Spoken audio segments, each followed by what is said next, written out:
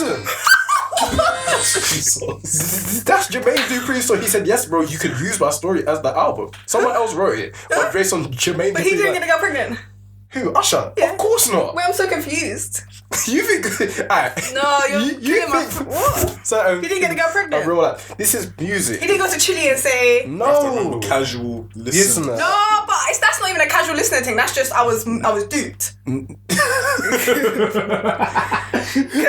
What happened was Jermaine Dupri had a sighting who kept seeing. And Usher wasn't like... No, yes, he may have cheated on Chile. We don't know. I don't know if any man's cheated, and I will not come and say any man cheated. Everything that happened He's just a brilliant artist that conveyed the emotion. I can't believe that. Can I move you to your left a tiny bit? Please. Perfect. Please. Thank you. Ain't gonna manners, cuz. Chill. He did it on purpose. Okay, I know can I'm you not hear shouting me? right I feel now. like I was shy. Yeah, I knew I was shouting. Can you hear us? Yeah, Of course he can hear us. And he's been filming. Everything that... Oh, shit. That... Oh, I'm you're ruining my joking. dreams. So what? He didn't... I can't even... I'm just here to tell the truth. can't That's all I'm fathom here that. to do. That's her childhood's ruined. I said, Oh, don't get it twisted. Like, I can carry on, like, in terms of that vibe. Please don't. Usher's not a cheater. I want to ruin song. Oh, yeah, you always I talked about it my man years ago. I'm always on time. That song, don't get me started on that song. Wait. What song? Always on time. What happened to that song? Do you want me to continue? Because I can't stop. I don't really, bro. Yes, Go on. We're about to start filming. I really love you didn't. I'm not going to say that. I am not saying nothing, rude boy. I am not saying nothing. That's from a film. What film is that from? I don't know, but I can. It's somewhere in the archive. Ah, it's Another Hood. I remember that. Oh. That's a bad boy film. Don't I'm do like, it. she was ready. Now you got you. How come I giggle like that? Never trying to do. Stop! Nah, that was live. Stop! Nah, JJ, you Do you know could have got the way he still. flicked it like that as You well? I was actually like, could. Everything that happened. Because for me, it looked like he was going to check. I was like, you're Yeah. playing games. It's always part. It's like the first What do you not think of part. Summer Walker? She's great. Okay. She's a brilliant artist. Okay. But in terms of life, though. Yeah, her life is a bit. But she has improved. Live or live? Live. I don't talk about people's lives. I don't care. Live. Oh, live. Wait. Her live show has improved, but it's still Okay, kind yeah. of whack. No, yeah, but like when you see like a film performance, yeah, like you know when she did the Beauty Awards, That's different. that was, oh my god, with her and Usher, I said, Yeah, she's a great But she artist. sounds good live as well. Like her live, beautiful. like when Her they voice recorded is. it. I have no concern of her voice. I'm talking about strictly her stage But presence. everyone has to be a performer. No, it's not about jumping on stage and Yeah. backflipping and But it's just about conveying a certain. For example, there's Alicia Keys doesn't move. She plays the piano, Yeah. but I still feel her when Yeah, she 100%. performs. Do you get what I'm saying? But everyone's a John Legend as performer. well. Like, my bro went to see him. John Legend doesn't get up out of his seat. He plays the piano, but I can see the conveyed emotion. I saw Sanford. Do you know Sanford? Have you heard of him? He's cold and he's very, very shy. You can tell. No, he came to Stories once. Oh my god. Wait, I think I told you were there. I don't think so. No, because I told you and you're like, oh no, wait, that was someone else. That was someone else. Could it be me getting mixed up with someone else? Could it be me? Could it be me? I say, So you're saying that you look like someone else, but personally, if that was me, I don't think I'd have that. When did you listen to the podcast? I'm just saying that was me. I don't think I would have taken it. But it's up to you how you take it. You know what I'm saying? saying that you're generic. And Yeah, basically, just like everyone else, the same. Okay. Anyway, Sanford was in the store. I didn't say hi to him on that. But you I'm should with have. his mum. Oh. I mean, I say, bro, I would love a picture. Well, I'm working. I would have geeked. What you saying? Fango? Could Do you it know be what? me? I can't do that. I'm a big I can't do that fangirl. because I've done that one time and I looked at myself and I said never again. For who? It wasn't even anyone big. It has to be Who someone is it? I big. want to know now. You know, Yeah, tell me. Emanike. Who's that? Yeah, no, I would have Every little word you say. No, wait, what's I knew And I was like, Yeah, I'm not a fangirl, I was waved in it. So like when I saw him, I was like, oh, I recognise him. But I'm with my peoples and I'm there like, I was young in this, I was excited. I was like, What, man? I'm not fangirling for that. I'm joking. God. I weren't fangirling, but like I bugged out. Man, thank God for I don't Emanike. even know who that is. Every didn't little thank- word you say, I didn't thank you God. say. I just bugged out because I And, was young. It was and, the first time I'm around like them ends. Oh, what's the song? I said a prayer this morning. Yeah. Lord, I've been broken. Oh. And he goes, I made a prayer this morning. Okay, can I finish my story, please? Carry on, man. So I'm there. Man, thank it's God. this club in Shoreditch, yeah, and I'm with my peoples. We've already seen he's gone inside, yeah. So I'm just minding my own business. And there was girls we was with, I was looking at them like, but I've had a couple of drinks in me. We were like pre-drinking before. When we got there, we're filming in there. Keep going. Okay. Filming. And I'm inside, yeah, all dancing, you know, that sugar and then we're up on this like main bit, like this raised platform, right? And like as I'm dancing, I'd clocked he's behind me, but like I wasn't like clocking, because I'm busy like with my people's in it. And then I turn around and I'm like, oh shit, but like I didn't say it out loud. I said, oh shit to my people, like, oh it's Emenike. And he sort of turns around and he looks at me and I look at him and I'm like, and then he just goes back to dancing. I'm just like, I can't believe I said that out loud. Jerry. Yeah, I can't lie. That is Yeah. hilarious that you fangirled. Who you fangirling? No one. Not even JayZ. Not a damn soul. Not even JayZ. Oh wait, let me come out. The only reason why I wouldn't is because it's context. Because yes, I'd love to meet JayZ or Nas or someone like that. It's just for the simple fact. It's just for the simple fact that my heroes per se are people that I've already met, like my family, or they're people that are dead. So I don't need to fangirl over people that are still here. I do respect JayZ, and let's say if I was to meet JayZ, it'd be like that's a big thing, and I can't say it like, and I can't get mad at people if they were to fangirl over JayZ because JayZ's JayZ. But I'm saying for me personally, no. But I feel like JayZ, you wouldn't, if you're like a rapper and like you're big on like you've grown up on that kind of stuff, then you would probably be like wow, like there's a big moment, but like in general, like he's not the kind of person you would like because he's not like a celebrity. I mean, you can, and there's nothing wrong with it. I'm saying that. It's I'm JayZ. saying you can, but in the realm of like celebrities and people that you see about, you wouldn't. He's not the kind of person you would see and then go and like have a mad reaction to. Do you get what I mean? But why wouldn't Beyonce. you? No, but he's a Do you know what I rap. mean? He's a rap He's guy. like a rap guy. No, but you're a rap guy, so Yeah. JayZ is gonna be holy grail to you. But I'm It's- saying like, let's say Beyonce. I'm talking about it. You're going. It's Beyonce because do you know If what I saw what I'm JayZ, saying I'd is, yeah, be a Beyonce bit- kind of has like a presence. Yeah, Like like an angel, I guess. Wait, Beyonce, did you say? an angel sent from heaven. So a fan would normally naturally respect. No, but I'm a fan. But No, I'm like a fan even girl. like someone that's not really versed on anything like in music and they don't know Beyonce like that, but they see her, you kind of know.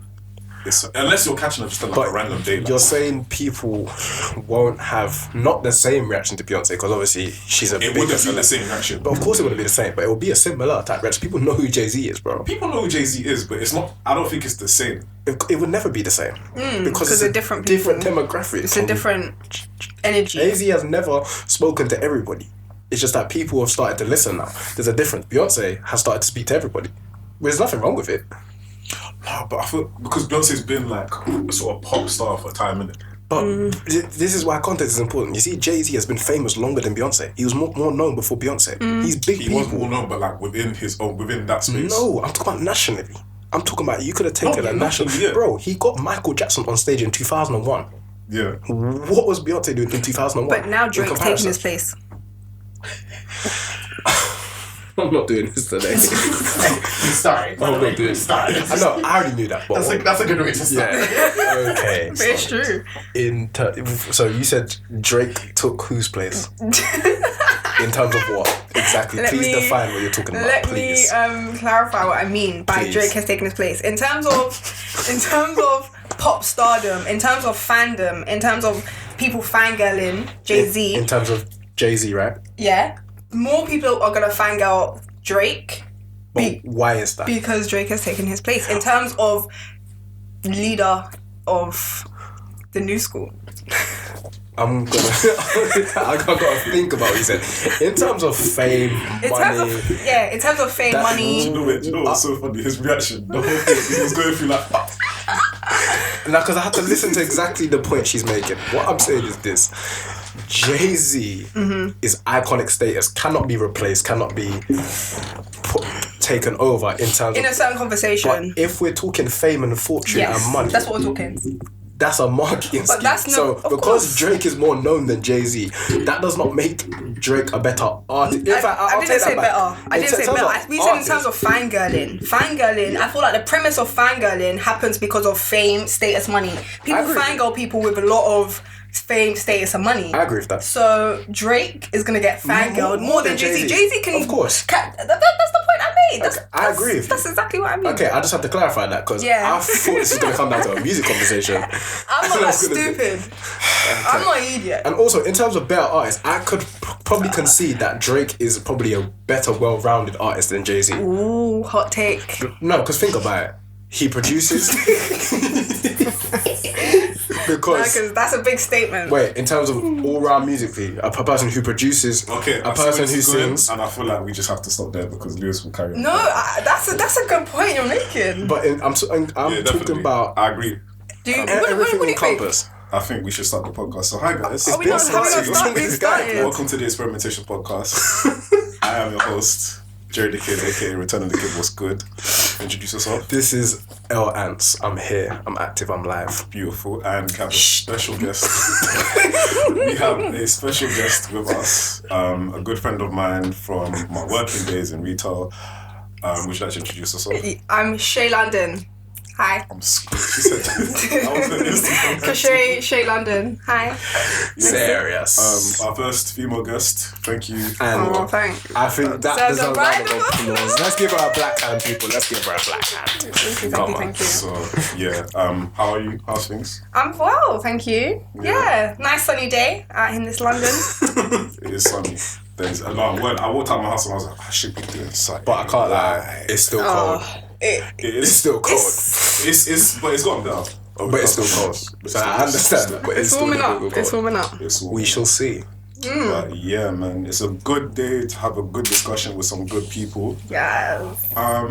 Yeah, so I brought you on today to have a discussion about something that I guess lately has been a big thing for a few of us. So me and Lewis especially, we've, recently just got into big things, career-wise. And, we was having conversations last year about careers in itself because we're both graduates, we both moved on to, being a young adult in the space of trying to find something and trying to find ourselves and what we want. And yeah, this was just something that I thought that we could definitely bring like a very good conversation out of ourselves as well. So yeah, career, aspirations, goals, internships is just a part of it, but things that we want to get into.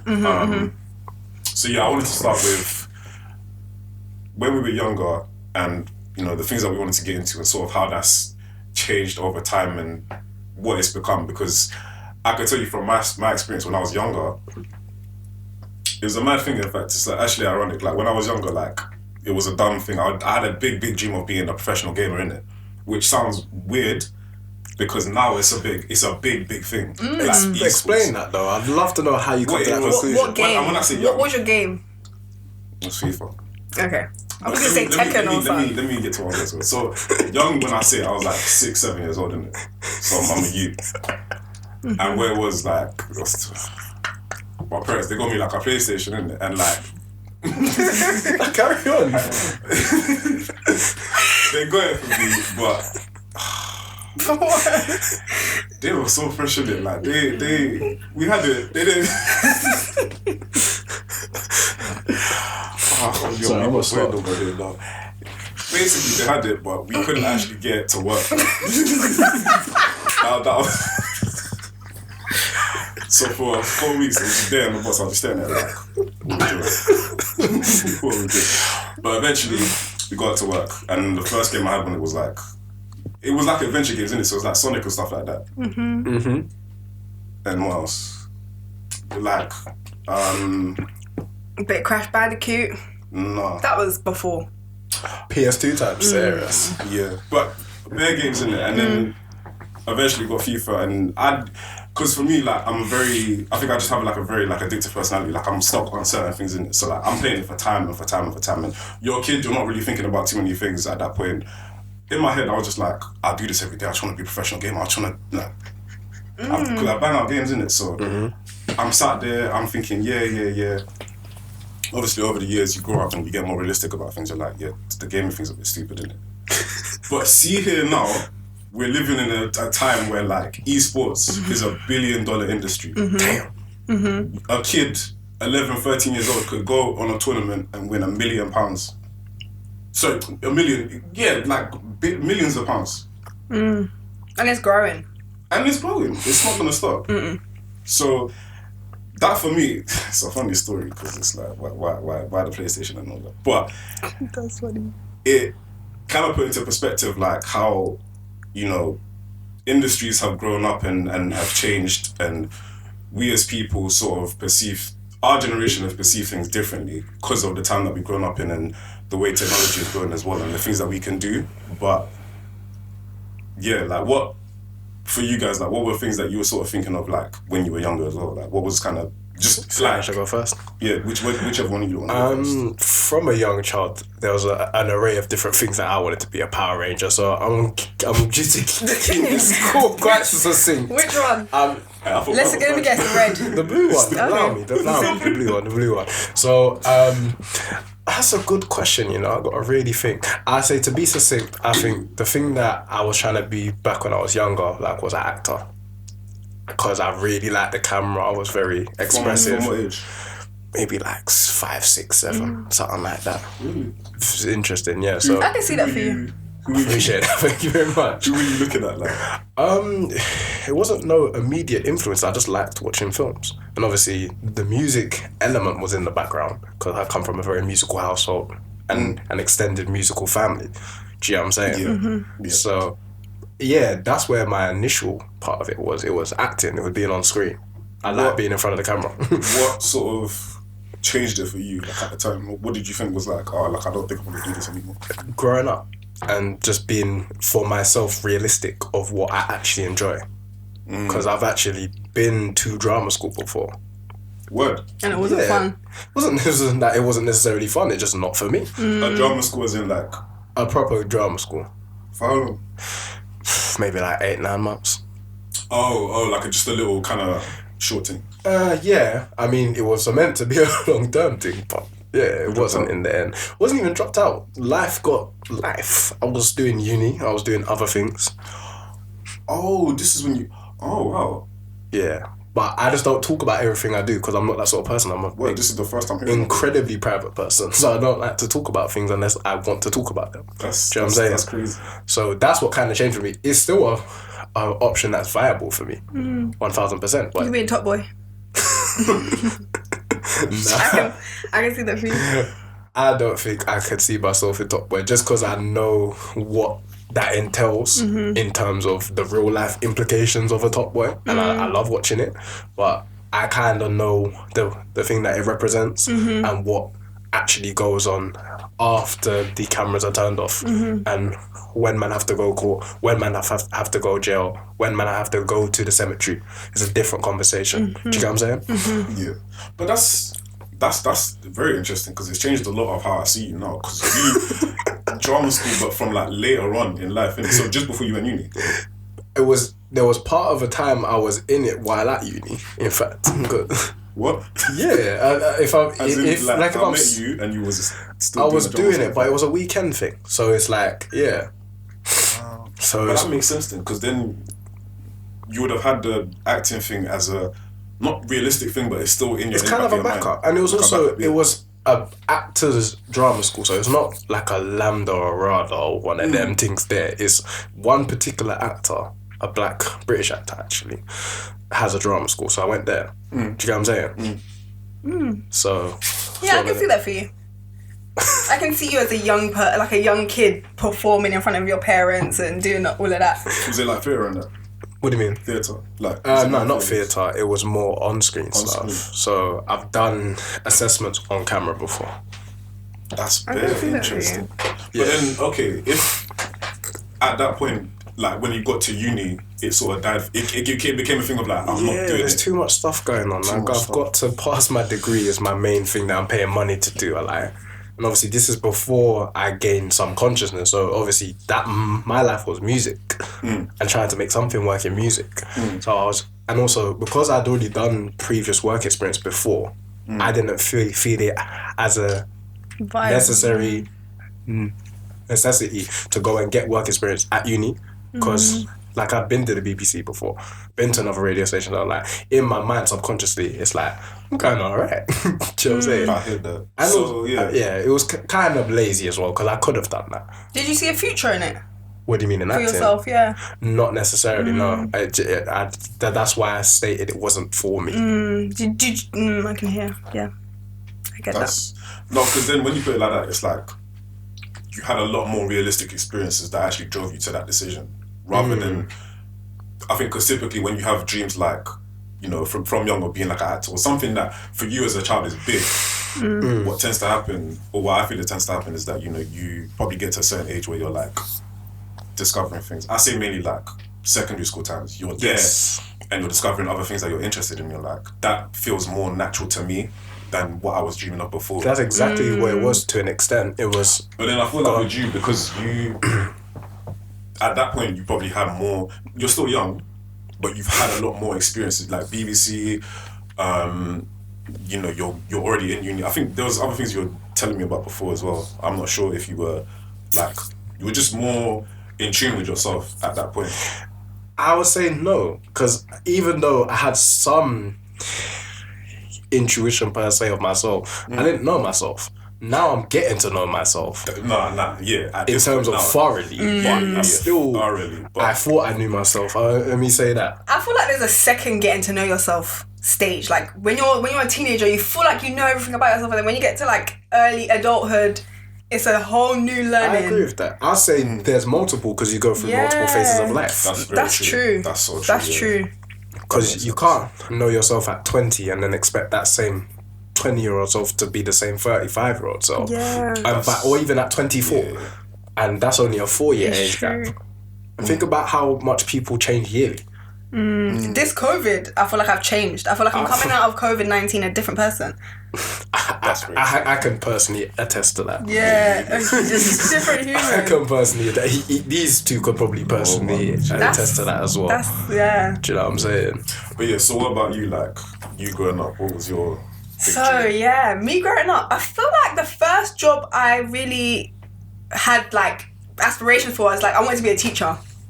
From young? I remember being 6 years old, and like I think I was like year 2, and my teachers in my school made me do like a mini lesson. Like I was able to teach the class, and I remember thinking to myself like, I would love to do this. Why a teacher per se? Was it just that I'll one tell you lesson why. gone? From a child's perspective. So I love the aspect of like my teachers picking people to pick. Like, do you know when someone asks a question like, what's 5 times 5, and everyone puts up their hand? I like the idea of being able to pick who to answer the question. Oh, power basically. Like you like how to do it. I don't even think it was power. In a sense, but I feel like it was more leadership. I had a leadership that quality about me, and I don't think it was a power thing. I think it was more of, I felt like I was the sort of person, even at a young age, I don't know how I had this mindset. I was the sort of person who could look at a classroom and see who needed empowerment. So I would always think I would pick the person who was a bit shy, or just the people who needed that confirmation. Maybe they weren't getting it at home, and I could give them that confidence by saying, oh yeah, you answered the question, I don't know, and then make them feel good and everyone clap for them. I don't know, I just had that in me from young.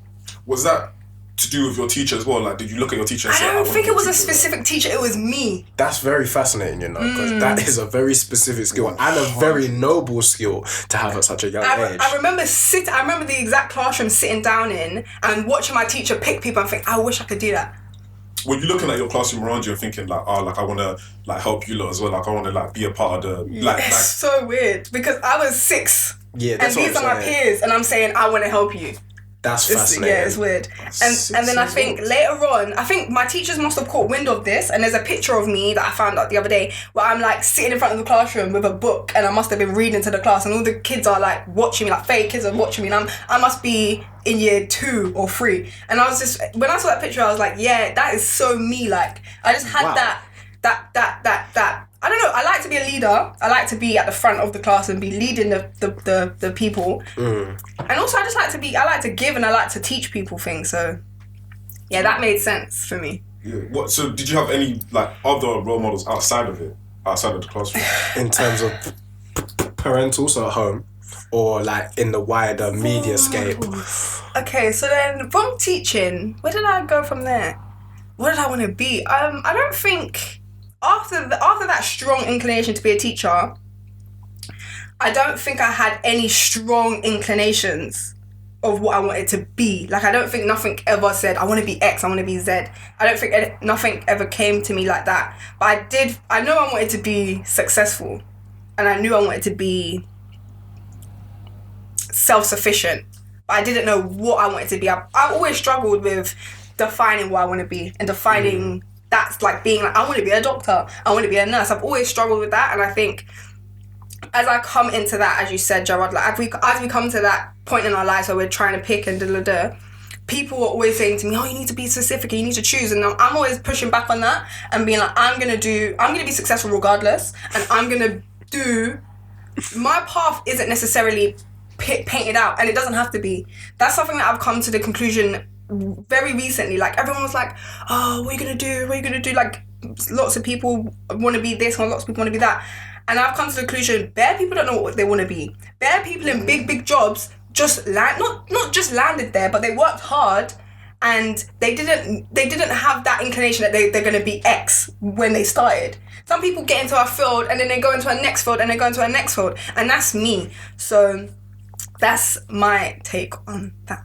That is very invigorating, engrossing stuff, because I think natural leadership qualities per se are entwined in people. It's natural. You can't teach that.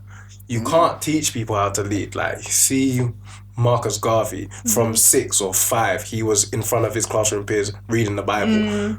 Well, that's something. You know what I'm saying? I'm sure Martin Luther King was the same. Exactly the same. So what I'm saying is that those things are natural. You cannot teach that. So if you have that quality, I say with great power comes great responsibility. You've got to use it wisely, because the same way it can be a tool for good, it can be a tool for evil. And I think all of my different components, like teaching, I think the path that I'm going down now, it all adds up, because I think what happened was I found out that I'm very creative and I like to be creative, but also I found out that I can be a bit indecisive, because even picking a degree was a struggle for me. Like, my teachers were like, do this, do that. I wanted to do English Lit at first, and then I didn't want to do English Lit, and picking a degree was mad hard for me. Like, it was the worst time ever, because I didn't want to make a mistake. I didn't want to pick the wrong thing. And at the time, it's pushed as the be or end all life. Word. But the thing is, when it's not. One thing about me is I always wanted to go to uni.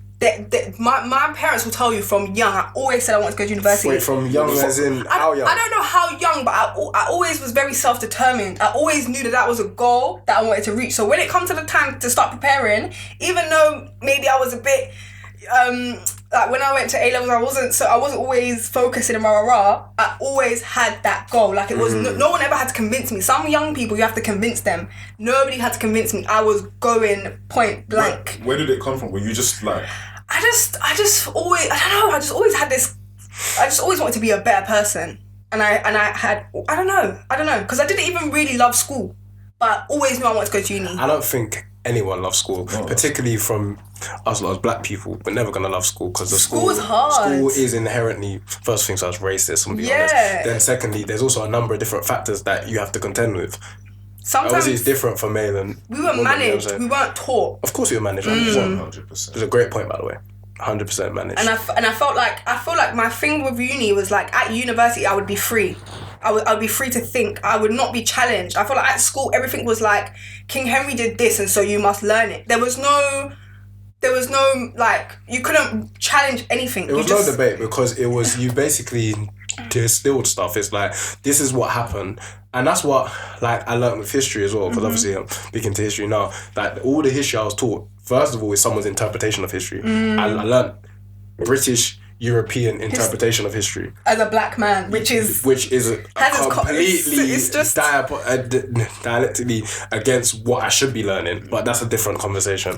What I'll say is that, yeah, we are kind of trained. That's why I say most people are trained, they're not educated. And there is a fundamental difference. I think that's when I learned that in school, that's when I stopped wanting to be a teacher. At what point did you learn I think I can't pinpoint, but I think secondary school, when I saw authoritarian teaching, where it was just like, I was very creative, so I always liked to jazz up my uniform. I just never liked to be like anybody else. I always wanted to have something in my hair or something on my clothes, or that's how I express myself, and I think that's how I express myself now. I'm very creative and fashionable, if I do say myself. You know what I mean? But I like to express myself, and always teachers will always like, take that off. You're in detention. You're this. You're that. And I used to think, just allow me, man. Like, let me just be. This is how I express. I don't want to be like everybody else. Not that everybody else is bad. I just want to be me. Like, let me just express myself. And they was always trying to kill that. And I think I had run-ins with teachers, and I think that killed my dreams of wanting to be a teacher, because I thought I never want to be like you. Because the reason is because of that is because the system is not meant to make a Darwin or Einstein. It's meant to make a worker. Yeah. You're taught enough to be, so you can read and write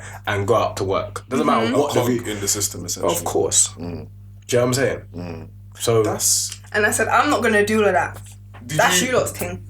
So you said you can't pinpoint from like exactly where, but like secondary school. So like from early, you were like this kind of, you were determined. You had that idea that you wanted like a leadership thing, but like when you came across the teachers, was like no teachers from that age stage, like from primary to secondary school, inspired me. Like they did you know that teacher, that mad teacher that, you know, is so good and inspires you? None of them did that. I had that later on. None of them. Delivery. They were all just authoritarian, take this off, don't do this, do that. But in my later years, I had teachers like that. Oh, okay. I had teachers like that, and I had beautiful teachers. And then in university, I had good teachers, proper teachers, not. So, in your definition, can you define a good teacher to you? Okay. What I would have been if I actually was a teacher, but I mean, like, like that. somebody who nurtures your growth. Like one of my teachers. I went to a great school. Shout out St. Anne's. I went to a great school, and the teachers there, this is so, but the teachers there, like, they challenged you, they told you when you was wrong, but they nurtured you. And that's what I think a lot of people need. It has to be a nurturing process, because otherwise, how do you help that person progress? You can't nurture something, you can't just allow something to be and not instruct, but you also can't dictate. And as you said, like the authoritarianism, I bugged out, it literally makes it so people are trained in the same way, so you get the same sort of people regardless of culture and background. Do you know what I'm saying? Yeah. So you said you sort of developed like a creative side to you, like you found that within yourself. Was there any sort of space within like school? Actually, I always had the creative side. Now I'm thinking about it, I always had a creative side. From young, I love fashion. From young, I love fashion and expression. From young. There's pictures of me dressing up like in big wigs, and my mum used to put us in big like model outfits and make us take pictures. We were the first influencers. I got pictures. You know what I mean? Like, no, but I must have been about 6 or 7, and I'm in like fashion. I got bangles, I got big hair. I'll show you a picture. Okay. And like, I love fashion, and I was always in front of the camera, like you, like what you said. I was always in front of the camera. I was very confident.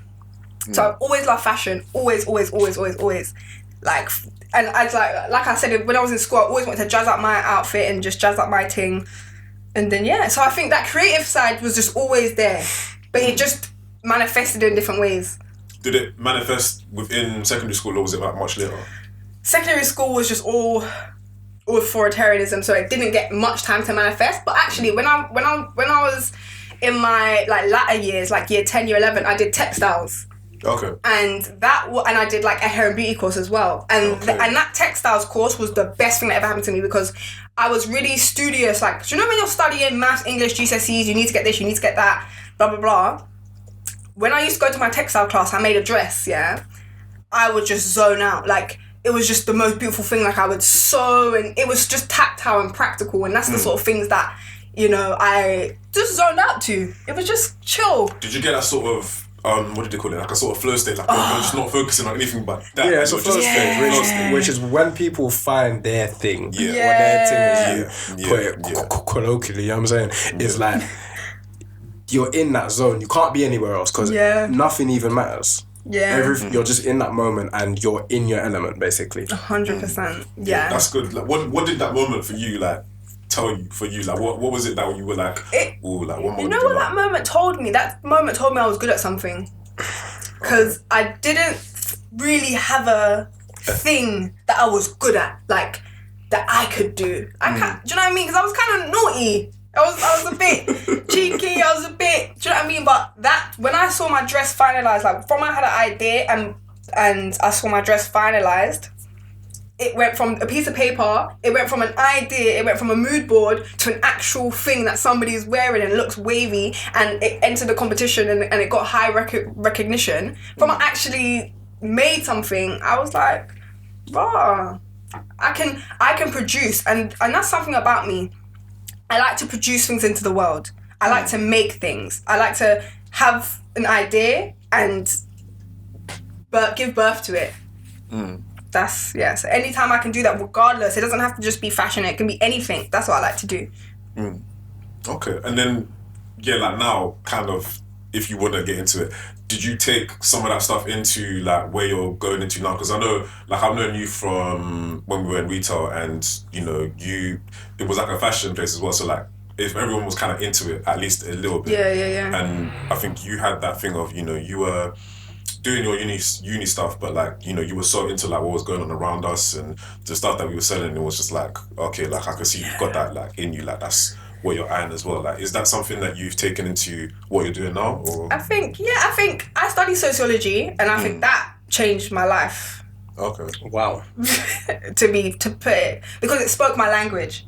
It spoke me differently. Like how exactly, so we can get a grasp of that? When I went to a taster lesson in like sociology when I went to college, and the way she was speaking, when she was saying like given facts like maybe in certain areas where unemployment is high, this and that might happen, or this and that, or sometimes people are more likely to do this when that happens. Just things like that, like just anything to do with trying to understand society. Trying to explain society was like tick tick tick. When a woman was talking about, she was like education in certain people, and I was like, this is what you're explaining to me, what I always thought, but I didn't have words to say it. Couldn't articulate it. I didn't have words. Me and my friends, like, do you know how you and Jared have that relationship where you lot reason with one another? I have a friend like that where we would reason like, why is so and so doing this, and why is this happening, and why is the community like this, and why is and we would just reason, and then it would go nowhere because we're kids. I don't know, we're 15, 14 at this time. We would just reason and the answer would just be left in the air. When I went to sociology, the answer was there, and like people outside of my community cared about my community. And I never saw that. Like, I saw teachers actually who care, like, who people who study it enough to really try to understand it. And I was like, this is me. Oh my God, it was, I was very grateful to find that subject, and been rocking with it ever since. I mean, I can hear it just in your tone of voice. Word. It lit up the whole body. Like, I could just analysing your language and your body, just everything. There's an upbeat. Let's say, if I had to put it in a musical context, like there was definitely a spring in your step as you was talking. Yeah. Yeah, therefore, 'cause I did sociology. I did it for GCSE and A level, and at that point, it was a similar thing. Like, you know, I've always been a person that like I like to listen to people and hear what they say in it. And, you know, I didn't talk too much, but when I was talking, it was like, you know, this is just something that I understand, but I couldn't articulate myself. And I got the same feeling when I did sociology them times as well. I think the reason I didn't do it in university, it was one of my choices, but I didn't take it seriously because, you know, music was in my head. And at that point, it was like, I'm due to do music. I was due to do music for sure. That's fascinating, you know, that all three of us has quite similar stories of we could have done something else at uni. Word. Because mine was history. I was very close to doing history at university. Which is why it makes sense that you're like into it now. Yeah, because I did very well on it. It was on the basis of simply I'm very good at it. And it just, my main contention was subconsciously is that as soon as I had to know I had to get like A, B, whatever the grades were, it's like that's harder. That's a problem than just getting a C. No, of course not, and that's a barrier to entry. It is a barrier to entry, and history and sociology are like two sides of the same coin. They're very similar, so that's upsetting me, and I wonder why that is. I think it's because it can tell people a lot. Like, history is people's guideposts and necessarily on how to operate. Because if you knew what you were, you know what you can be. That's why I harp on it on my own platforms. If you see me on my Instagram, history is my fundamental, because a lot of stuff people are complaining about today, happened, let's say, less than 100 years ago. But if we take it back to before all this, before colonialism, before imperialism, we'd have a guidepost of how to operate our society when there were no, let's say, Europeans, for example, in the world. They weren't there. There was no Arabs. They weren't there. Do you know what I'm saying? And we had enduring societies who had no word for jail because no one had ever gone to one. Do you know what I'm saying? Yeah. And other things which I can continue, but that's a whole nother conversation. But what I was saying is that it's very fascinating that all three of us as creatives had different, which is seen as less creative, but I still think are creative fields. I think so, yeah. I think they're creative fields. Because people look at you funny when you say you're going to study sociology. They're like, what is that? Psychology. That's what I used to get all the time. Psychology. And sometimes we'd be like, yeah. That's actually different for me, because when I chose to do music, I was getting looked at differently. But more from a perspective of just the people around me and how they knew me. You know, I was always into music from early, but it wasn't like a thing of I expressed myself in that way. I just, you know, sit in front of the TV, like MTV Base and all the music channels that was happening. You know, just sit in front and watch the music videos. Like, my earliest memory of like something big for me was like Stronger by Kanye West. It's a bad boy video. That was that video for me. It was the glasses, the shutter glasses. Yeah. I just looked at it and I thought, who would wear something It like was that? just the aesthetic at the time was different, because if you got to put it in the context of Kanye was just coming out of the Chipmunk Soul era, and he had to reinvent himself, because it's like now it's like you've done 2-3 albums of the same thing, one. Then man comes with Stronger with a Daft Punk sample. Like, what black person was sampling Daft Punk? Who even knew who Daft Punk were? Good point, Like, good what the point. hell? And the video, he's so flash. And then obviously the next single was Can't Tell Me Nothing, which, as I said on the podcast earlier, that's the most Kanye song I've ever heard in my life. Ooh, that's the a- most Kanye song. that's a good song. But then the second song that I heard from that album, like, aside from Can't Tell Me Nothing, was Good Life as well. That was a good song. And it was the same shades, so it was a whole marketing campaign with it, which is genius. It is genius, because that was very popular. It became fashionable. Yeah, Because of Kanye, I'm not gonna lie. It opened my eyes to like just, you know, what you could do in that sort of creative space. But like at the time, I still wasn't thinking about it. It was just like music, wow. And like, you know, going on YouTube and finding all these other music videos about all these artists, it's like there's so much. It's so crazy. Like it was creative in it, and there was a creative side of me that was starting to open up, but I didn't understand it until I got to year 9, and then I was doing, because like you have like classes in the creative thing, so you either do art or music or then drama, and then you switch each term. Or for your school. That's but, mad. No, as in like you switch, like so you do drama for one term, then next term is music, then next term is art. Wait, was that for you? Like, I remember doing those simultaneously. Really? Yeah, which is mad, because in my school, it wasn't exactly a liberal school. I'm not gonna say that, but we definitely did all of them, because I remember doing dance and I remember doing all these things. And we did all of those stuff like year 7, 8. I think year 9 was when it was like, because now you had to think about what you wanted to do. because it was approaching the season of Approaching the season, which GCSEs. you had to like start picking your things. Sorry, so carry on. yeah, year 9 I did the music one, and at first it was just because like the people around me in my class, you were just messing about. Like no one was serious. No one took music. No one. No one like. But that's because how it's taught, though. Yeah. It's taught. It's 100%. taught as my Mozart, God. Bosch, and In fact, all let's all do that stuff. We had to have a Yeah. flute. Yeah, your school got the bored still. Your school got bored. But A flute. Let me do that, because see what it was for my school year, and it's almost lucky that I got into music, but at the same time, kind of detrimental to if I was to just have it earlier. If I was to have the institution where they taught creative subjects in a more like comprehensive but like better light, it would have been a different story for me, maybe. But where it is for like a lot of schools that I find as well, like they don't have the creative subjects highlighted enough. And you know what was mad for us? My school was supposed to be like a media school. Our media department was,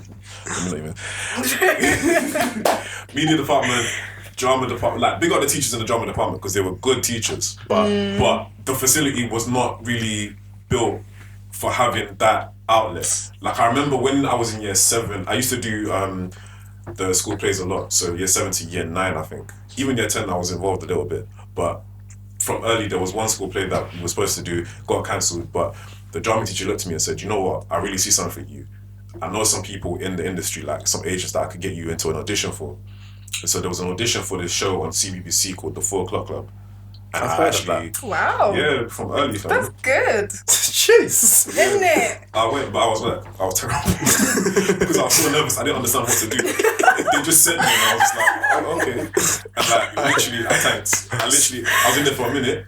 They were like, all right, so we're going to do an improvisation, right? Just you three, pretend you're just some school kids, you know, just talking or whatever. You could have done that. What the hell? Yeah, guys. No, wait. These lot told you to pretend to be a school kid. You weren't a school kid. What it was, yeah, it was like, you had to, the show's about like a kid, he was like a rapper or something. That's what I remember. He's supposed to rap or something. Mm-hmm. So that was the bit that I was nervous at because I can't rap. But they were just telling me sit there and just like improvise, like You could have rapped someone else's lyrics, bro. Oh, I was bad. In year 9. Essentially, after You that, probably would have like, been good as well if You you would have just been did it. alright. Like if you like, this is why us two are different. Cause he be like on the drill for bare BBK. God, that's what I was listening to at the time. they didn't really kick you out. How can I get kicked? You man told me to rap. What am I meant to do? The hell? Nah, they probably would let you stay. But for me, literally, they did that. Did a couple of people, they were like, right, so we'll be keeping this person, this person, this person, this person. Everyone else can go. I said, oh.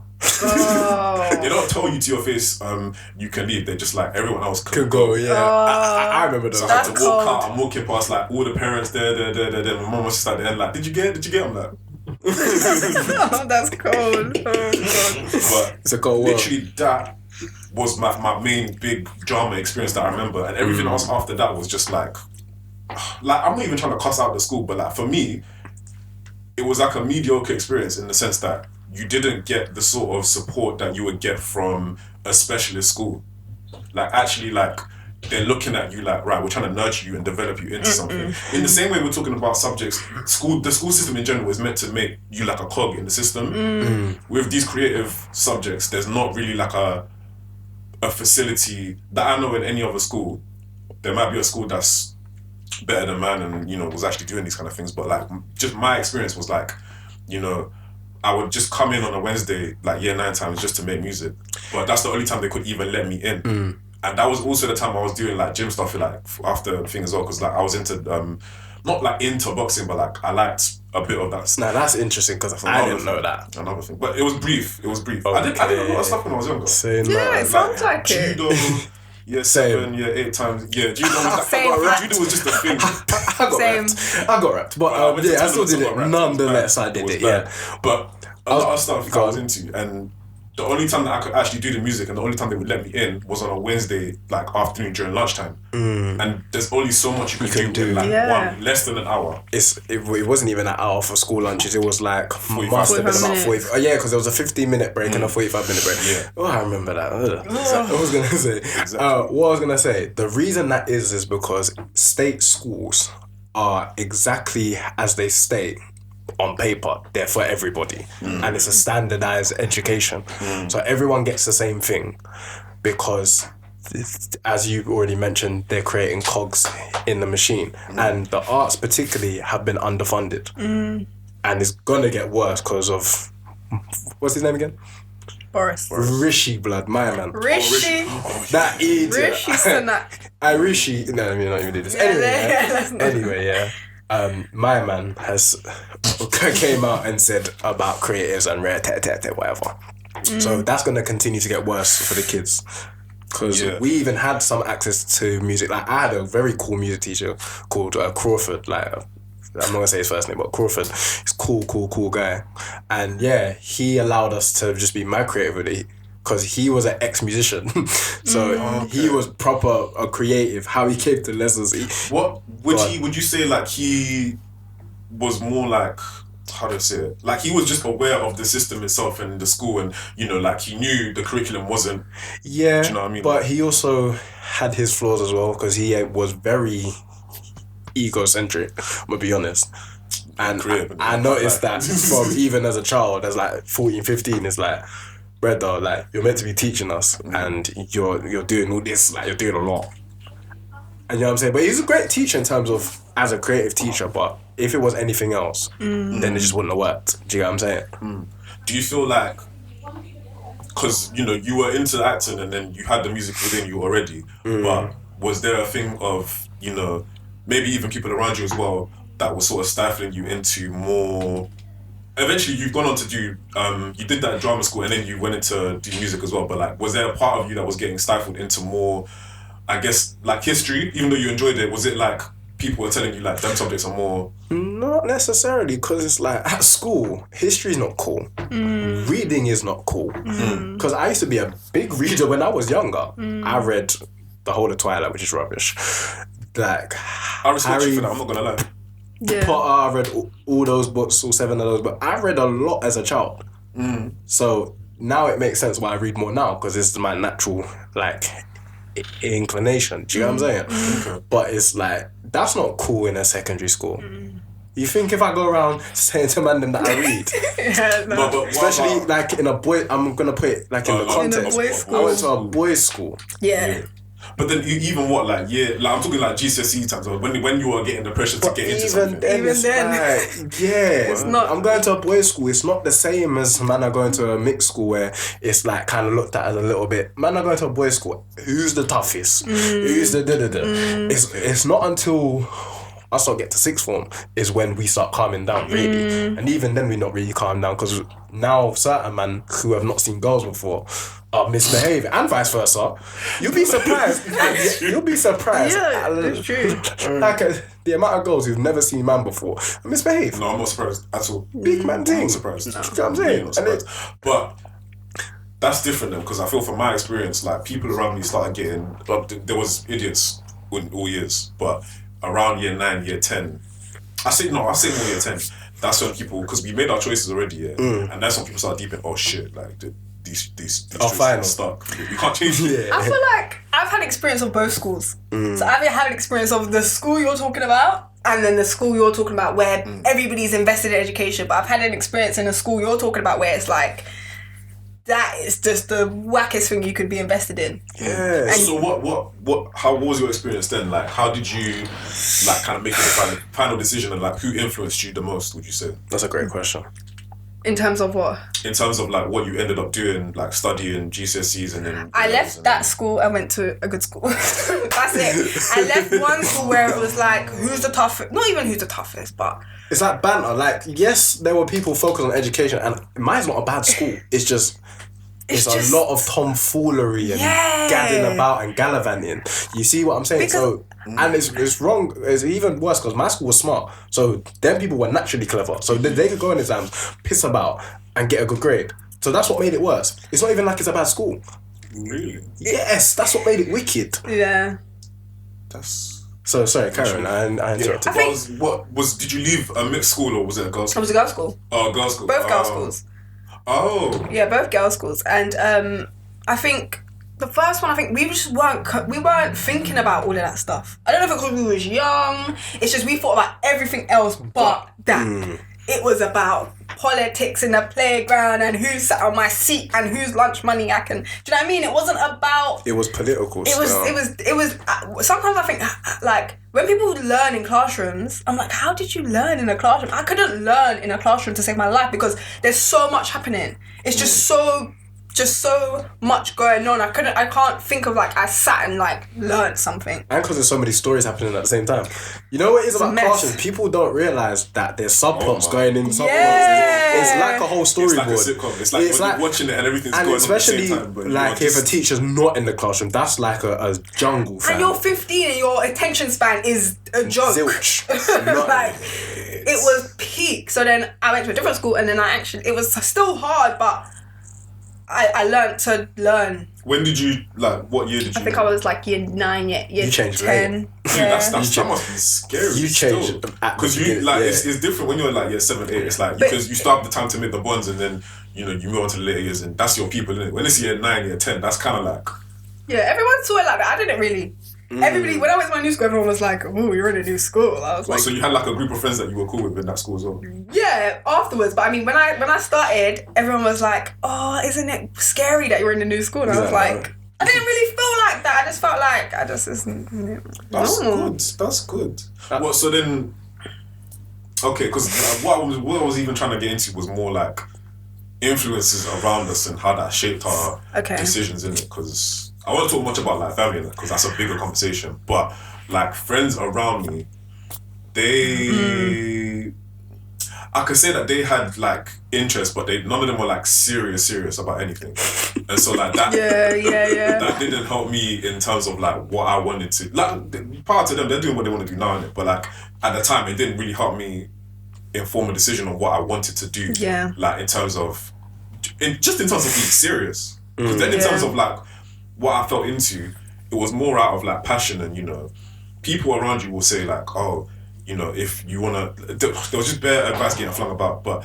the one that was sticking with me was like, do something that makes you happy and that you're passionate about. You know that saying, do something you love and you never work a day in your life. That's why did you say it just no, because that's what people say. She said it just like the and cliche. I'm like, you'll never work again. I'm like, I don't know if that's exactly how bills are paid. Like I don't see how realistic. I get it. Life, I mean, but I don't get it. At the same time. also counter that to an extent and say a lot of people are doing what they love, overworking themselves, and getting bills paid. So no, you could. No, I completely agree, and I get it. What I meant is like at that age, at 15, I'm thinking, all right, do what I love, but what I love, I don't know yet. Isn't lucrative, or what I don't get it. What I love, I don't know yet. So then, when I don't know it, how can I find what I love? Exactly. And it's all part of knowing yourself as well, because when you grow up, you're like, I like this, but like, do I love it? Like, for the rest of my life? And it's like, these GCSEs will be the most important exams you said for the rest of your life. Shut up, man. And it's the combination of, for me, shut up, man. It was the combination of that, and then seeing all my friends go, bro, is it like that? Like, and then they just go on and they piss about with whatever. Yeah, especially year 11 was meant to be the most serious year. You know, that was the most unserious year of everyone's life. I'll say everyone's, because I'm pretty sure a lot of people had a similar experience. I'm not gonna lie, it was pretty serious for me. Still. Like, I was serious, but I had bad influences in it. So it's like, that's the thing. I still managed to do very well, but it's still Despite like, it's hilarious. Like, so many things happened in that one year. In the end, it was all because there was pressure on me to like do it and finish and get good grades here. But then I got it, and it was like it wasn't that deep at all. But then I remember the times just looking back and seeing all the fuckeries that just happened around me.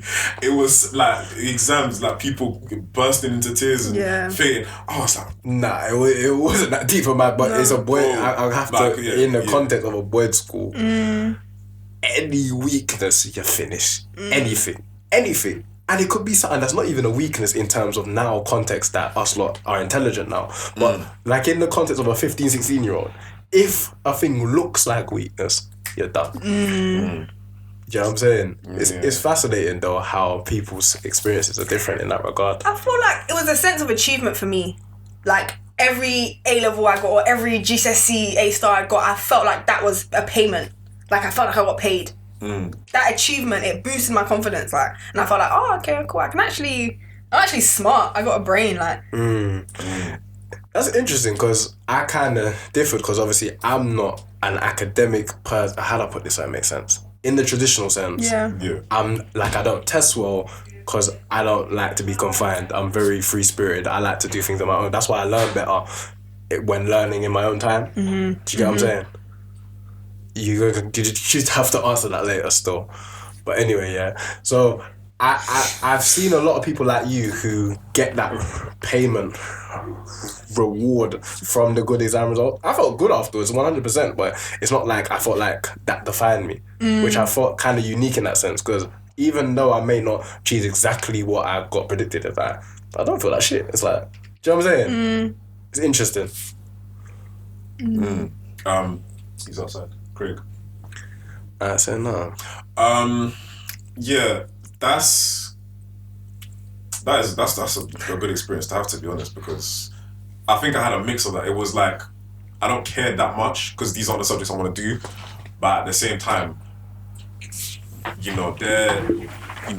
stuff behind me, around me, like things happening, telling me that I needed to take it serious, and I had to sort of balance that and figure out what I wanted to do for myself, and I kind of just.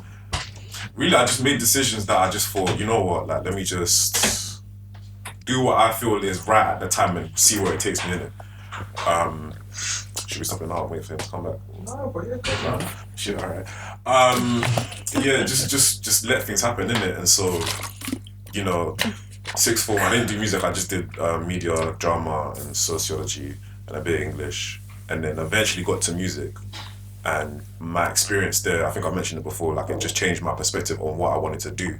And you know, I'm in a place now where I'm more, not corporate, but I'm more into things that I know for myself in the future is going to be beneficial in terms of like I'm joking. in terms of that, but then in terms of like also just like job satisfaction and then the values that I have and the morals in life that I want for myself, it encompasses that. Obviously, like we said, in life things can change and things can develop to a point, but it's more realistic now, and it's more to what I want to do, which I think is good in the sense that like when we talked about the whole passion and if you love what you do, you'll never work a day in your life. It's like that's not realistic for me. Well, let me caveat. I agree with it, but it's just not. It's not as easy as that. There's so many steps that statement doesn't cover. That's more accurate. There's so much self-discovery a person has to do. Like, I feel like the self-discovery that I've had to do throughout leaving uni or even at uni is so immense. I've had to discover so much things about myself. I need to know what I like, what I don't like, to even know what I love. Like, it's not just I can pick what I love off a board. It's just, it doesn't work like that. So that's what I would say. Like, self-discovery is a big aspect of finding what you want to do. Yeah, definitely. Like, would you say you're on the side of more, I guess, it's kind of a mad spectrum. I see it as like a sort of big like thing. There's like, doing it for like you're passionate about and then doing it for other reasons like money or like just stability and whatever. And then there's a thing of like, you could be in the creative field or you could be in a sort of more corporate and business sort of kind of field. Like, where do you think you fit in that sort of scheme? And then where do you, like, how do you think that's, like, where does that come from? Like, where do you think you place yourself on based off of? I feel like I move off of my values. My values are very, very important to me. Okay. And that's what motivates me to do something, because I feel like I'm motivated to do work that helps people. That's when I'm helping people, and that doesn't have to necessarily be like actually, I don't know, working in the charity sector, for example. Helping people to me is also write an article that will spark somebody's imagination, or that will like the article I wrote the other day for Glamour. Right. It's talking about. Oh, listen. Like, kind of as well. No, thank you. No, that article. Why that's important to me is because it's speaking about something that nobody was speaking about. Speaking about the black women in a show who are overlooked, and just speaking about the racial dynamics of something that a lot of people, it goes over their heads. Yeah, for me to use my voice as a black woman to speak on those issues is important to me, and that, to me, that's helping. I don't want to say that's helping people. That's helping people to me. No, you can 100% say that, because it is. It sounds a bit like patronising. No, I don't think it is. I think because a way to talk to people is through articles, and a lot of people don't get other stuff. If you can distill something and articulate something in a short form like an article, it's beautiful. And if I can use my unique perspective to advocate for black women, I'm always going to do it, because it is a unique perspective. Like, I feel like a lot of the Meghan Markle, when the Meghan Markle thing happened, people, for example, like Piers Morgan, were like, they don't believe her, she's lying, blah, blah, blah. And a lot of people were like, where's the racism in that? And not only some white people can see it too, but a lot of, like, only black people can really see how racist it is for somebody to ask you what colour. Do you know what I mean? Like, I'm going to be real, in my perspective, there's no... They can't see it from our perspective. They can never empathise ever, because it's not their lived experience. I'm not saying that in a rude way. It's how can you? Because we're talking about a backlog of 500 years on top of what's happening right now. Do you get what I'm saying? True. I think they can definitely empathise. Because I can empathise with people's experiences that I've never experienced. I think it's a different degree because of the social historical context that comes with the baggage of racism. So I can understand someone, for example, I have the human empathy to empathise with like the farmers in India, but I can't tell them their lived experience. I have never been in that situation. No. So like on a human level, yes. As a human being, that's terrible. But fundamentally, that's what we all are. 100%. I agree with that, but there's nothing wrong with difference. And I don't see anything about superior or inferior, but we must acknowledge difference. You know what I'm saying? Yeah. But please continue. Sorry. So like things like that. That's how I channel my helping now. So anything I do is always gonna be on that vibe. That's I think definitely, because I mentioned it as well, but like I underplayed it. Values and morals is definitely a key thing that I carry with myself in what I do, because the music thing for me and why it's not like a main thing for me now, and similar to your experience as well. Very similar. The industry that we work in is very... It's corrupt. I'm going to speak as starkly and honestly as I can. The music industry isn't owned by us. They use our talent to make profit. It's Black Label, White Wealth, India, and I could say a whole other groups. I'm not going to name on camera because it's not that type. There's a bunch of stuff within that you look at and you're realising, like, I'm actually a part of that. And even just on a smaller scale as well, like me just going to sessions and having to work with, people that, for all that, like, they work and they come to the studio and their ethic is there, but the talent, or even just the other way around, like they probably have the talent, but then the work ethic isn't there. The morals that you carry with yourself, when you're in that session, you're looking at it thinking, I can't do that. Like, really? I think it's a big thing, because I think it's integrity is a value system. Because if you don't stand on integrity, what else can you stand on? I'm gonna be honest. In terms of, it's cool. Like, if your value system is money, I will never knock that. But make sure that's your actual value system, and you're not chasing after it because it's a falsified, fabricated thing. You know what I'm saying? Like, if all you chase is money, I can't judge you. It's not my lived experience. But what I will say is that, what has made you say that? Because that's how I look at things. I try to understand, how did we get here? That's my simple basis for a lot of things. How do we get there if it's in the future? Or how did we get to the current point where we are? What makes you think like that? And don't get twisted, I don't always live how I speak in terms of that aspect, because it's hard. Because as a human being, we prejudge all the time. It's a fact. You can't tell me people don't prejudge. It's a fact. You know what I'm saying? But I try my best to understand, why has a person done that before I make a comment? Word. Especially in music, because it's like, a lot of people are saying, I'm telling my story. A lot of people's stories sound exactly the same. So either someone's lying, or all of you are living the exact same lifestyle in certain things. You see, when I ask myself that question of how did I get here? Yeah. For me, I'm looking. I think about it a lot now. It's a thing where, like, I look back at the time when I was younger and wanting to get into music. Yeah. The main drive for me was to just the lifestyle, like going out, like being in the studio with this artist, the big artists, and being in the club with like bare people, and they know you and they're shining and like, part of me, I actually used to want to be a rapper as well.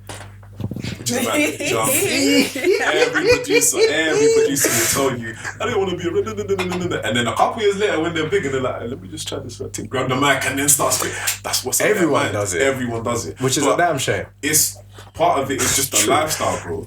It's the lifestyle, and it's me selecting the course and jumping on it, and thinking, like, as soon as I'll just like do a couple of years of uni, and then the music thing will go for me, and I'll just leave, and whatever happens, bro, bare things are going through my mind, and it's clicked now, like, what I want to actually do is just help the people around me. Like, same way you're saying you want to help people around you, it's a similar thing of, helping people get to where they want to be in life. I like going into studio sessions and just being with friends and making music and seeing their talent just like on display, and thinking like they can do something for themselves as well. But then when the morals came in, it was also a thing of like, they can do something big for themselves, but they could also do something that's gonna for the wider community, especially for something bigger than just us. I've said this like 3 episodes in a row, but I'm gonna continue having this home. Struggling people don't have the right to use art as a luxury. I've rephrased it probably 3-4 times, but I'm gonna continue harking this point. Is this the phrase I'm gonna use now? Yeah, it's the same phrase. It's like as in, this is the body I'm gonna use. Yeah, you said it different. Yeah, it's a similar sort of point though. It's like struggling people don't have the right to use art as a luxury, like luxury art. And I always use a comparison of the mob films, Goodfellas or whatever. Yeah, those films can be made because it's under the pretext that not all Italian American people are like that. Do you know what I'm saying? We're actually under the pretext of like, that's a particular group of people that are doing a particular group of thing. And if you even look at the history of the mob, they did it as a protection service. The darker skinned people in the south side of Italy were getting persecuted like by the people in the north who were more white. That's the history that comes with that. Obviously, not everyone knows that watching them films, but it can be made an assumption that they don't just come from man's just violent and I'm born violent. Whereas we get portrayed as we're just violent from the womb. We come out of the womb trying to sell drugs or whatever the film gets portrayed as. So I have no issue with a top boy, let's say. But when you're not put with anything else, it looks like the black experience is blocks, mandem, rare. You get what I'm saying? So I think that's why that's why I'm so big on the integrity and the and the values thing, because it's like, how can we continue to push things when I know better? It's not a problem if you don't know better. Because if you don't know better, you don't know. But when you do, and you're sort of pushing the same thing because it sells, then it's like, to me, you're duping people, you're tricking people. And it makes all of us look bad. Do you get what I'm saying? But I can understand people disagree with me. So yeah. Yeah.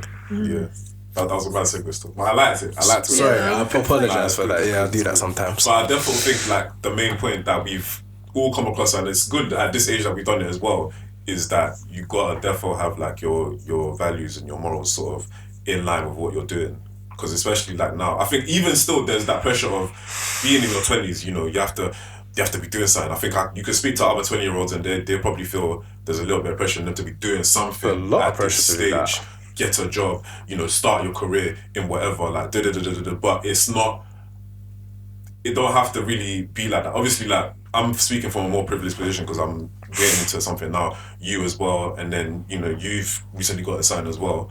Big up, by the way, because I missed that. Sorry. Thank you. I'm saying. But other people aren't as lucky as us, or they just haven't had their time yet. And then even speaking That's about the younger thing. people, Haven't had their time yet. Everyone's having their That's time. it. So I think that's a Time. brilliant point you just raised. Yeah. Everyone has their time. I was Just talking not yet. to my brethren the other day. We were having a group call with like 4 of us here. And he was saying to us, everyone's doing their thing. And it's like, I feel kind of not left out, but it's like, I'm waiting for, I'm saying, bro, your time will come. And it doesn't even have to be in the next 2-3 years. Your time might be in 10 years. But don't take that as if you failed. Because you're taking 100%. us as a comparison. Because you'll look down on yourself for no reason. When, just because it looks like our times now, and don't think just because we're looking good on social media that we got everything together. Because a lot of time we don't. Do you get what I'm saying? again, man, social media, we're gonna keep coming back to it. It's that thing of like you see it and you want to try and be it, and you know the other person on the other side is just getting bare likes, but their life ain't like that. Especially with rappers, fam. That one's the biggest one because I remember Really? pre-ing all these guys who are like, let's take a Crypto, Conan, and Mostak, whoever, yeah. Man, like their pictures, and I was like, that life looks nice. And even though I wasn't enamored by it per se, it was a thing like, right, that looks sick, blood. But I know certain people actually would kill people to be like them, and I'm being dead serious. Word, no. So I think we've got to be very careful of social media consumption and what we think life is like, 100%. and what people have done to get money. Because there's people who probably live better than those rappers who are doing a whole bag of F-rees per se to live it. Do you know what I'm saying? Yeah. We've got to be careful of what we think a good life is, and it's not just constituted on money by itself. Because we see nothing. All accolades. Thank you. That's another great Because word. I think people see the accolades, people see the end result on social media, people see the launch, and they're like, "Raw, that's mad. How has this person done this and this?" And also, who's giving them the accolades? This is what I think about things like that. judging them, yeah. Who is giving you the accolades? What system is justifying you being able to be in that position?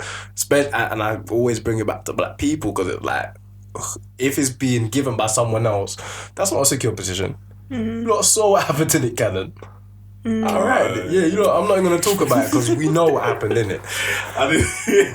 But that just goes to the show, like, everybody's grinding. No, even successful people have to grind. There's no stop. And that's what I've come to the conclusion of. It's like, that's what I'm saying. Your time hasn't come yet, or whoever's time hasn't come yet, because even that person who you think is the most successful person you know is still grinding. Everybody's grinding. Because there is no end result. There's none. There's no end result. But yeah, so just to wrap it up, I wanted to ask specifically for like younger people, like, is there not advice, because I don't think there's we're in a position to even say like what can you not do in it, but like how do you see like them not growing up and making similar decisions to us? Because I feel like we all had different stories, but we came to like similar conclusions in like what we're doing now. But like, do you see that as a thing for younger people still being able to do, like, especially in a time now where education, like, because of COVID, it's like switched everything, but like I think just in recent times as well, like just the way education has been shifted in the curriculum, like, do you think there's a future for them to make decisions that are more that are less detrimental, basically. Yeah, 100%. I just think it comes from having a supplementary education. I think all kids need to be educated outside school. And I wish I had further school, because I had tutors and stuff, but it was all school curriculum. I'm definitely going to push up on my kids, not forcefully, of course, but in a sense of we're going to learn outside the school system, because the school system's going to miseducate us if we're here.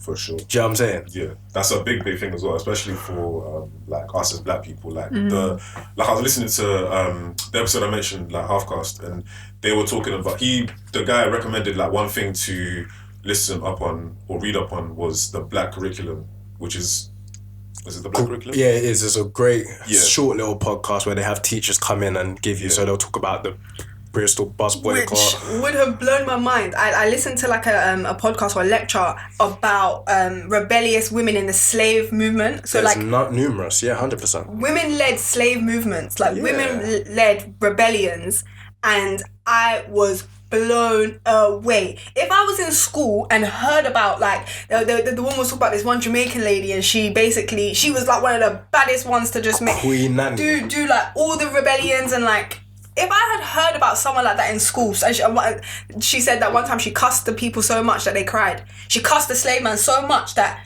they were scared of her just from what she come out of her mouth. And if I had heard about that like when I was younger, I would have been so inspired.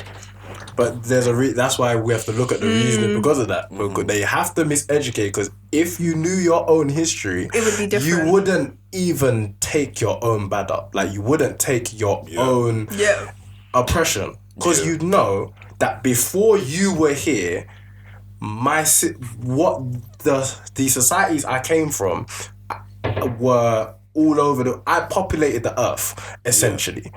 I also had my own continent, which was thriving before you existed.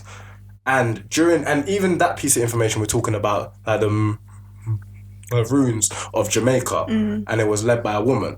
That's a natural thing. That came out of our society. This westernization and sexism, that's out of their society. There's no record of these things happening in ancient Africa. Sorry to go a bit off kilter, but I'm continue to let you talk about that. Is there anything you think, do you think that there's a future for like young people to like make decisions based on 100%? I feel like if you take your life into your own hands and if you become responsible for your future, you can do anything. That's like that. That's a good note. You have to not let you have to not let other people determine what you're gonna do, and you've got to do it yourself. Okay, that's a great way to finish this though. I like that. Yeah. I mean, pretty much we'll just echo the same things that you lot said as well. I therefore think, like, just as a thing, like, younger people, you know, you look down at the people that are coming, like, after you, and you can see that there's a sense of, you know, they're smart and they're just watching what we're doing and going, okay, let me try to do something else now. And what you're also saying as well with the curriculum thing, there's people, you know, younger than us that are doing more outside of just what they're learning in school. Which is imperative. I've seen people do that from my generation, but like from the younger generation, they're more active with it. I think it's also important, just to finish off, is to link with that, just be part of that posterity in the sense of we need to guide them in the sense of they're not going to know everything. The same way we got annoyed at elders for telling us, you know what, that's wrong. And they were right. In a big rule, they were right. Do you know what I'm saying? In a lot of things. Obviously, there were certain things that are old-fashioned, but there's a lot of things where it's like, you need that direction because they've been here before you. And a lot of the same battles that we're fighting, not even just as black people, just individually, are stuff they've probably gone through. Because history and life is all cyclical. Yeah. Do you know what I'm saying? Yeah. But yeah, to end on that note, I've been Cashai. And it's been an absolute pleasure to have you. Thank you. Appreciate you for coming on. Thank you very much.